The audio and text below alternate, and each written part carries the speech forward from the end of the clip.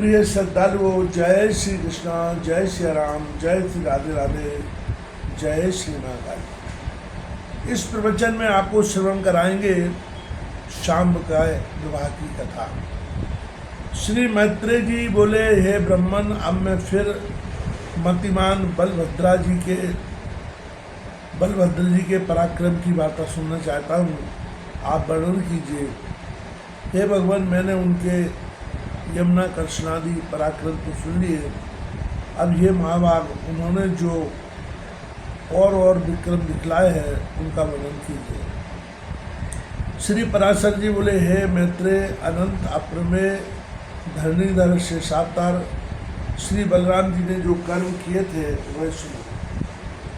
एक बार जाम्बती नंदन वीरवर शाम्ब ने स्वयंवर के अवसर पर दुर्योधन की पुत्री को बलात्कार किया। तब महावीर कर्ण, दुर्योधन, भीष्म और द्रोण आदि ने क्रुद्ध होकर उसे युद्ध में हराकर बांध लिया। यह समाचार पाकर कृष्णचंद्र आदि समस्त यादवों ने दुर्योधन आदि पर क्रुद्ध होकर उन्हें मारने के लिए बड़ी तैयारी की।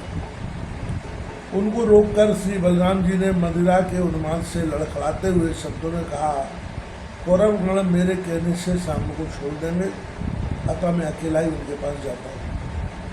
श्री पराशर जी बोले, तदनंतर बलदेव जी हस्तिनापुर के समीप पहुंचकर उसके बाहर एक उद्यान में ठहर गए। उन्होंने नगर में प्रवेश नहीं किया।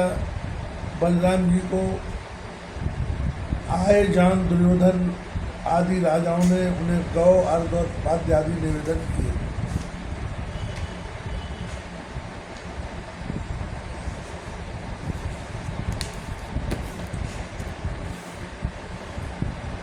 उन सबको विधिवत ग्रहण कर बलभद्र जी ने कौरवों से कहा, राजा उग्रसेन की आज्ञा है, आप लोग शाम को तुरंत छोड़ दें।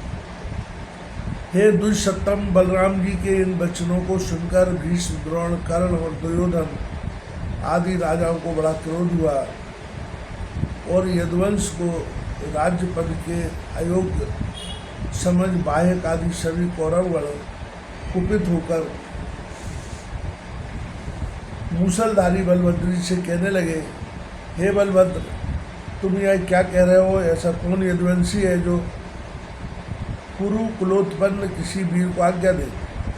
यदि उग्रसेन भी कौरवों को आज्ञा दे सकता है तो राजाओं के योग्य कौरवों के इस श्वेत छत्र का क्या प्रयोजन है? अतः हे बलराम, तुम जाओ अथवा रहो, हम लोग तुम्हारी या उग्रसेन की आज्ञा से अन्याय कर्म शाम को नहीं छोड़ सकते। पूर्व काल में कुकुर और अंधक वंशीय यादवगण हम माननीयों को प्रणाम किया करते थे, सो अब वे ऐसा नहीं करते तो न सही, किंतु स्वामी को यह सेवक की ओर से आज्ञा देना कैसा? तुम लोगों के साथ समान आसन और भोजन का व्यवहार करके तुम्हें हम ही ने गर्वीला बना दिया है।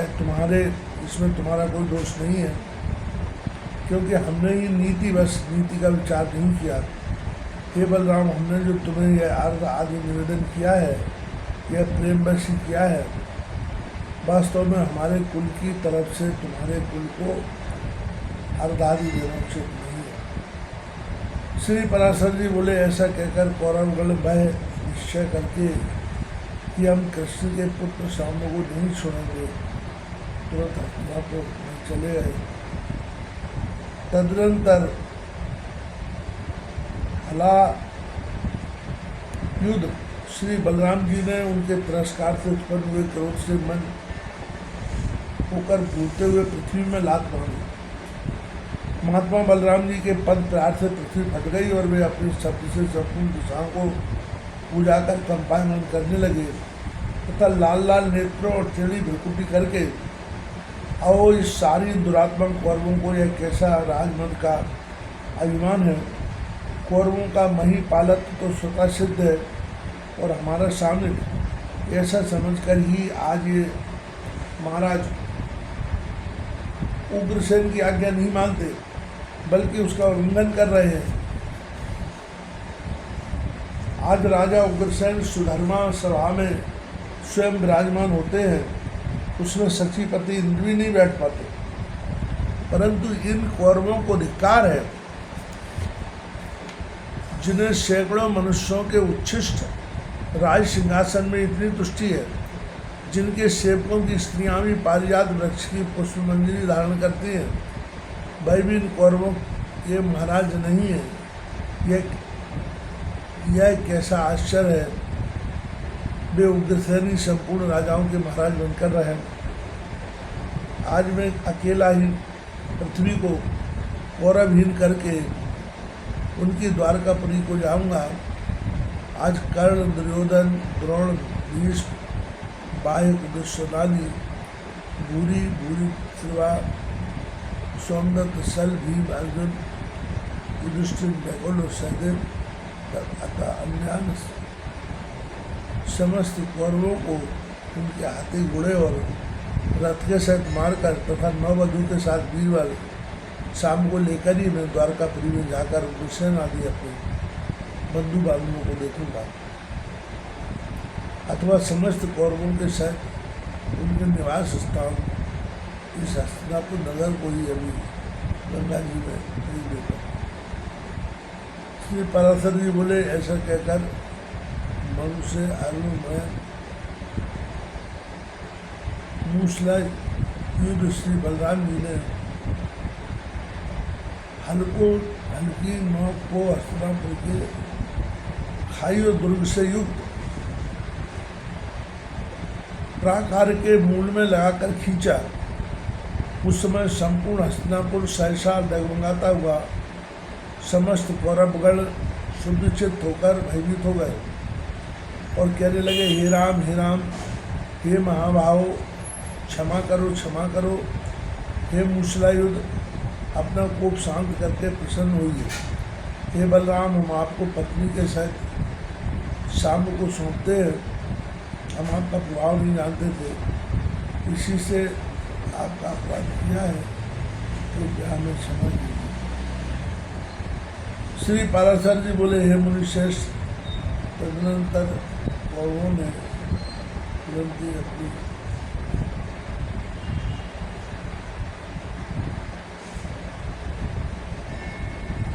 नगर से बाहर आकर पत्नी सहित शाम को बलराम जी को अर्पण कर दिया।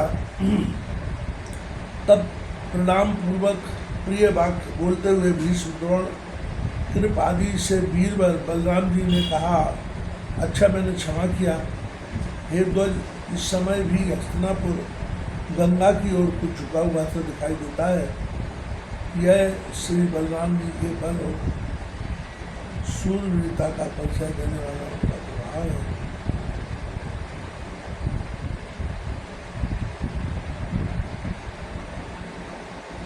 तदनंतर कौरवों ने बलराम जी के सहित शाम का पूजन किया तथा बहुत से दहेज और वधु के सहित उन्हें द्वारकापुरी में भेज दिया।